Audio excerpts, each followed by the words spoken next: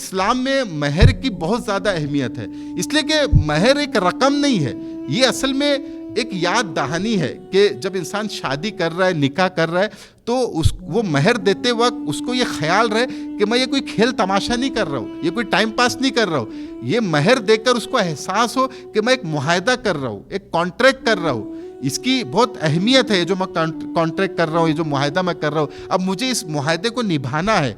जो बीवी के हुकूक मेरे ऊपर है, वो हुकूक मुझे अदा करना है। इसलिए महर एक जिम्मेदारी का एहसास दिलाता है कि भाई जो तुम पैसा दे रहे हो, एक जिम्मेदारी वाला काम तुम कर रहे हो। और इसी तरह महर के अंदर औरत का इकराम है, औरत का एजाज़ है। जैसे कोई शख्स मतलब हमारे पास आता है तो हम उसका इकराम करते हैं, उसको फैसिलेट किया जाता है। हमारा कोई गेस्ट है तो औरत एक गेस्ट बन के आपके आ रही है, अपना घर छोड़कर आ रही है, अपने माँ बाप को छोड़कर आ रही है, अपने सगे भाई बहनों को छोड़कर आ रही है, आपके पास आ रही है। तो एजाज़ के तौर पर उसका एक एजाजिया है कि उसको कुछ रकम दी जाए, उसको बताया जाए कि तुम जो हमारे पास आ रही हो, तुम यहाँ पे परेशान नहीं होंगी, हम तुम्हारा ख्याल रखेंगे। और एजाज़ के तौर पर हम तुमको अभी से पैसा देते हैं, ये लो पैसा, ये महर की रकम है और तुम हमारे यहाँ खुशी से आओ, बिना घबराए आओ, यहाँ पे तुम्हारा ख्याल रखा जाएगा। जैसे तुम अपने मैके में रहती थी वैसे यहाँ पे रखा जाएगा। ये एजाज़ है उसका, महर जो है। तो महर की इस्लाम में बहुत ज़्यादा अहमियत है। तो इसलिए महर सबसे पहली शर्त रखी गई कि निकाह कर रहे हो तो महर अदा करो।